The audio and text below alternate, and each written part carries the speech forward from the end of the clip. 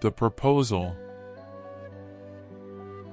A modest proposal for preventing the children of poor people in Ireland from being a burden on their parents or country, and for making them beneficial to the public.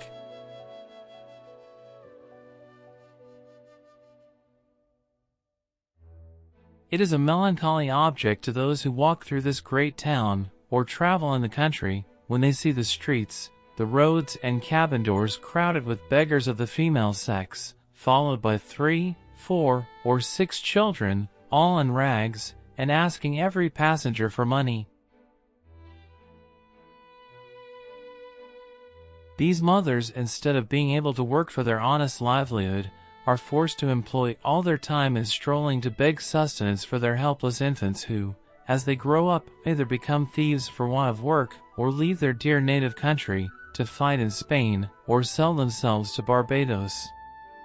I think it is agreed by all parties that this prodigious number of children in the arms, or on the backs, or at the heels of their mothers, and frequently of their fathers, is in the present deplorable state of the kingdom a very great additional grievance, and therefore whoever could find out a fair, cheap, and easy method of making these children sound and useful members of the community would deserve so well of the public as to have his statue set up as a preserver of the nation. But my intention is very far from being confined to provide only for the children of professed beggars. It is of a much greater extent, and shall take in the whole number of infants at a certain age, who are born of parents in effect as little able to support them as those who demand our charity in the streets. As to my own part, having turned my thoughts for many years upon this important subject, and maturely weighed the several schemes of our projectors, I have always found them grossly mistaken in their computation.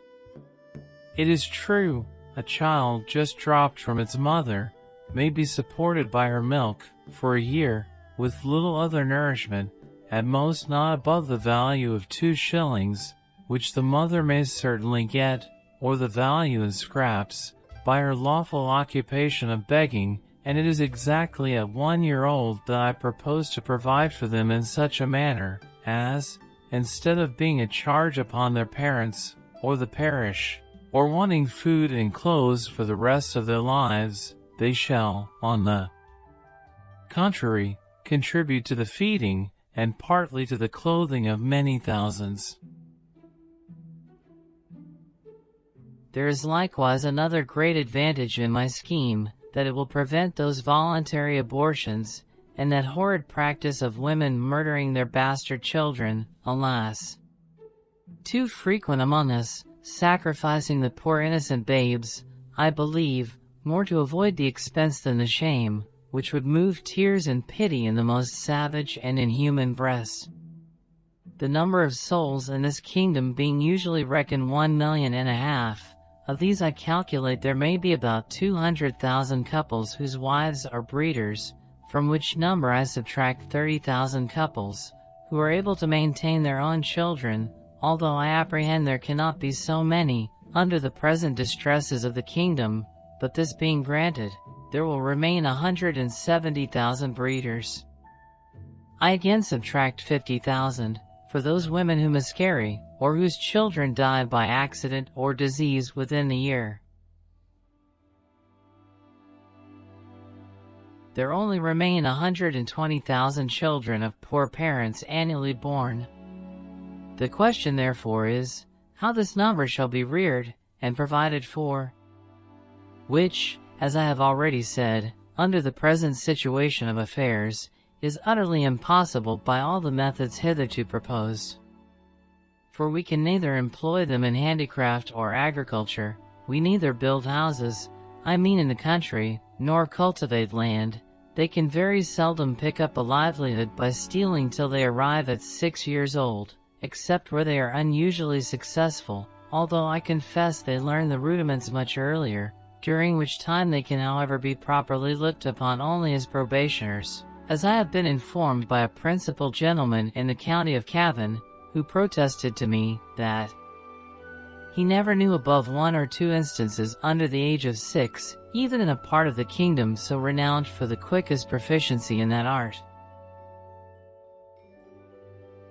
I am assured by our merchants that a boy or a girl before 12 years old is no saleable commodity, and even when they come to this age, they will not yield above 3 pounds, or 3 pounds and half a crown at most, on the exchange, which cannot turn to account either to the parents or kingdom, the charge of food and rags having been at least 4 times that value. I shall now therefore humbly propose my own thoughts, which I hope will not be liable to the least objection. I have been assured by a very knowing American of my acquaintance in London that a young healthy child well nursed is, at a year old, a most delicious, nourishing, and wholesome food, whether stewed, roasted, baked, or boiled, and I make no doubt that it will equally serve in a stew. I do therefore humbly offer it to public consideration that of the 120,000 children already computed, 20,000 may be reserved for breed, of which only 1/4 part may be males, which is more than we allow to sheep, black cattle, or swine, and my reason is that these children are seldom the fruits of marriage, a circumstance not much regarded by our savages. Therefore, 1 male will be sufficient to serve 4 females.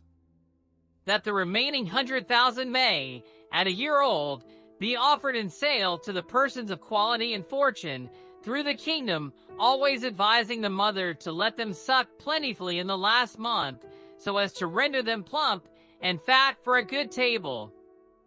A child will make 2 dishes at an entertainment for friends, and when the family dines alone, the fore or hind quarter will make a reasonable dish, and seasoned with a little pepper or salt, will be very good boiled on the 4th day, especially in winter.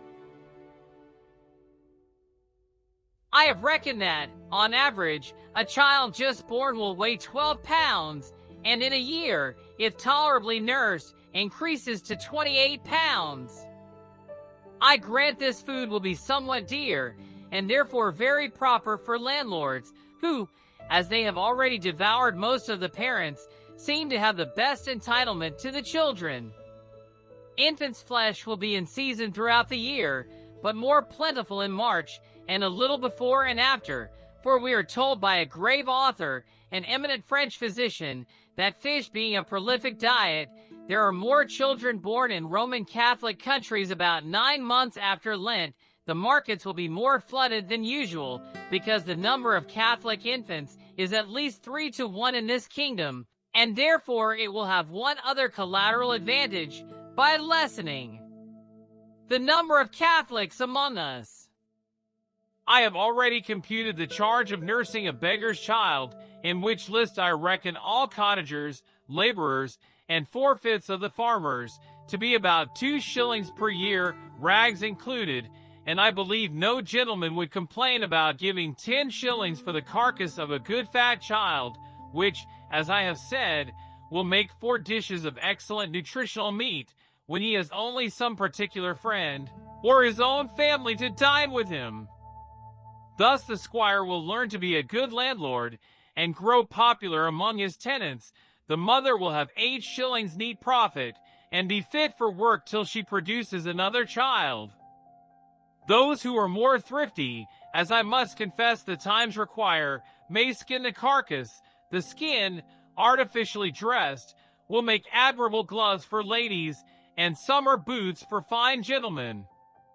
As to our city of Dublin, the meat market may be appointed for this purpose, in the most convenient parts of it, and butchers we may be assured will not be wanting, although I rather recommend buying the children alive, and dressing them hot from the knife, as we do roasting pigs. A very worthy person, a true lover of his country, and whose virtues I highly esteem, was lately pleased, in commenting on this matter, to offer a refinement upon my scheme. He said that many gentlemen of this kingdom, having of late destroyed their deer, he conceived that the want of venison might be well supplied by the bodies of young lads and maidens, not exceeding 14 years of age, nor under 12, so great a number of both sexes in every country being now ready to starve for want of work and service, and these to be disposed of by their parents if alive, or otherwise by their nearest relations. But with due deference to so excellent a friend, and so deserving a patriot, I cannot altogether agree with his sentiments, for as to the males, my American acquaintance assured me from frequent experience that their flesh was generally tough and lean, like that of our schoolboys, by continual exercise, and their taste disagreeable, and to fatten them would not answer the charge. Then as to the females, it would, I think, with humble submission, be a loss to the public, because they soon would become breeders themselves. And besides, it is not improbable that some scrupulous people might be apt to censure such a practice, although indeed very unjustly, as a little bordering upon cruelty, which, I confess, has always been with me the strongest objection against any project, how well intended. But in order to justify my friend, he confessed that this expedient was put into his head by the famous Salmanazer, a native of the island Formosa, who came from there to London more than 20 years ago, and in conversation told my friend that in his country, when any young person happened to be put to death, the executioner sold the carcass to persons of quality as a prime dainty, and that, in his time, the body of a plump girl of 15, who was crucified for an attempt to poison the emperor, was sold to his Imperial Majesty's Prime Minister of State and other great mandarins of the court in joints at 400 crowns. Neither indeed can I deny that if the same use were made of several plump young girls in this town, who without one single penny to their fortunes cannot go out without a carriage and appear at a playhouse and assemblies in fine foreign clothes which they never will pay for, the kingdom would not be the worse. Some persons of a despondent spirit are in great concern about that vast number of poor people who are aged, diseased, or maimed, and I have been desired to employ my thoughts what course may be taken to ease the nation of so grievous a burden. But I am not in the least pain upon that matter, because it is very well known that they are every day dying and rotting by cold and famine and filth and pests, as fast as can be reasonably expected. And as to the young laborers, they are now in almost as hopeful a condition. They cannot get work, and consequently pine away from want of nourishment, to a degree that if at any time they are accidentally hired to common labor, they have not strength to perform it, and thus the country and themselves are happily delivered from the evils to come. I have too long digressed, and therefore shall return to my subject. I think the advantages by the proposal which I have made are obvious and many, as well as of the highest importance. For first, as I have already observed, it would greatly lessen the number of Catholics, with whom we are yearly overrun, being the principal breeders of the nation, as well as our most dangerous enemies, and who stay at home on purpose with a design to deliver the kingdom to Spain, hoping to take their advantage by the absence of so many good Protestants, who have chosen rather to leave their country, than stay at home and pay donations against their conscience to the Church. Secondly, the poorer tenants will have something valuable of their own, which by law may be made liable to a distress, and help to pay their landlord's rent, their corn and cattle being already seized, and money a thing unknown. Thirdly, whereas the maintenance of 100,000 children, from 2 years old and upwards, cannot be computed at less than 10 shillings apiece per year, the nation's stock will be thereby increased £50,000 per year, besides the profit of a new dish introduced to the tables of all gentlemen of fortune in the kingdom, who have any refinement in taste. And the money will circulate among ourselves, the goods being entirely of our own growth and manufacture. Fourthly, the constant breeders, besides the gain of 8 shillings sterling per year by the sale of their children, will be rid of the charge of maintaining them after the first year.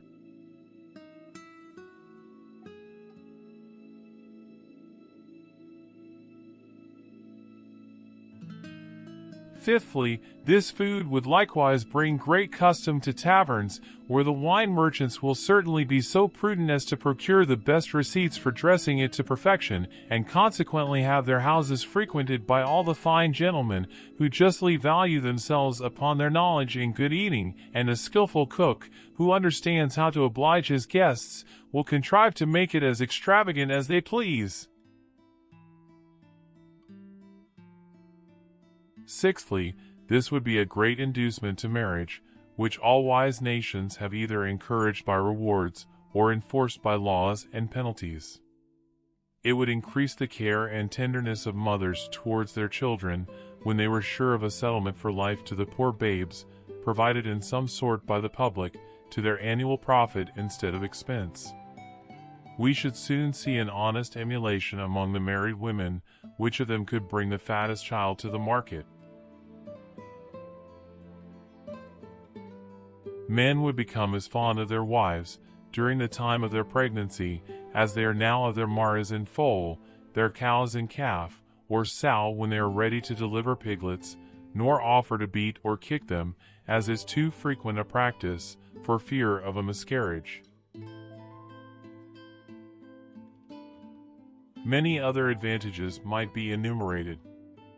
For instance, the addition of some 1,000 carcasses in our export of beef, the propagation of swine's flesh, and improvement in the art of making good bacon, so much wanted among us by the great destruction of pigs, too frequent at our tables, which are no way comparable in taste or magnificence to a well-grown, fat yearly child, which roasted whole will make a considerable figure at a Lord Mayor's feast, or any other public entertainment. But this, and many others, I omit, being anxious to keep this brief. Supposing that 1,000 families in this city would be constant customers for infants' flesh, besides others who might have it at merry meetings, particularly at weddings and christenings, I compute that Dublin would take off annually about 20,000 carcasses, and the rest of the kingdom, where probably they will be sold somewhat cheaper, the remaining 80,000.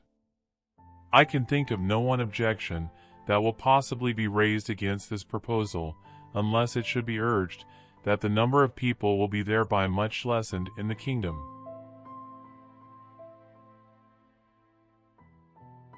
This I freely admit, and it was indeed one principal design in offering it to the world. I desire the reader will observe that I calculate my remedy for this one individual kingdom of Ireland, and for no other that ever was, is, or, I think, ever can be upon earth. Therefore let no man talk to me of other expedients, of taxing our absentees at 5 shillings a pound, of using neither clothes nor household furniture, except what is of our own growth and manufacture, of utterly rejecting the materials and instruments that promote foreign luxury, of curing the expense of pride, vanity, idleness, and gaming in our women, of introducing a vein of economy, prudence, and temperance, of learning to love our country, wherein we differ even from Laplanders, and the inhabitants of Topinambu, of quitting our animosities and factions, nor acting any longer like the Jews, who were murdering one another at the very moment their city was taken, of being a little cautious not to sell our country and consciences for nothing, of teaching landlords to have at least one degree of mercy towards their tenants. Lastly, of putting a spirit of honesty, industry, and skill into our shopkeepers, who, if a resolution could now be taken to buy only our native goods, would immediately unite to cheat and exact upon us in the price, the measure, and the goodness, nor could ever yet be brought to make one fair proposal of just dealing, though often and earnestly invited to it. Therefore, I repeat, let no man talk to me of these and the like expedients, till he has at least some glimpse of hope that there will ever be some hearty and sincere attempt to put them into practice. But, as to myself, having been wearied out for many years with offering vain, idle, visionary thoughts, and at length utterly despairing of success, I fortunately fell upon this proposal, which, as it is wholly new, so it has something solid and real, of no expense and little trouble, full in our own power, and whereby we can incur no danger of encumbering England. For this kind of commodity will not bear export, and flesh being of too tender a texture to admit a long continuance in salt, although perhaps I could name a country which would be glad to eat up our whole nation without it. After all, I am not so violently bent upon my own opinion as to reject any offer, proposed by wise men, which shall be found equally innocent, cheap, easy, and effective. But before something of that kind shall be advanced in contradiction to my scheme, and offering something better, I desire the author or authors will be pleased maturely to consider 2 points. First, as things now stand, how they will be able to find food and clothes for 100,000 useless mouths and backs. And secondly, there being a round million of creatures in humane figure throughout this kingdom, whose whole subsistence put into a common stock, would leave them in debt 2 million of pounds sterling, adding those who were beggars by profession, to the bulk of farmers, cottagers, and laborers, with their wives and children, who are beggars in effect. I desire those politicians who dislike my overture, and may perhaps be so bold to attempt an answer, that they will first ask the parents of these mortals, whether they would not at this day think it a great happiness to have been sold for food at a year old, in the manner I prescribe, and thereby have avoided such a perpetual scene of misfortunes, as they have since gone through, by the oppression of landlords, the impossibility of paying rent without money or trade, the want of common sustenance, with neither house nor clothes to cover them from severe weather, and the most inevitable prospect of entailing the like, or greater, miseries upon their breed forever. I profess, in the sincerity of my heart, that I have not the least personal interest in endeavoring to promote this necessary work, having no other motive than the public good of my country, by advancing our trade, providing for infants, relieving the poor, and giving some pleasure to the rich. I have no children, by which I can propose to get a single penny, the youngest being 9 years old, and my wife past childbearing.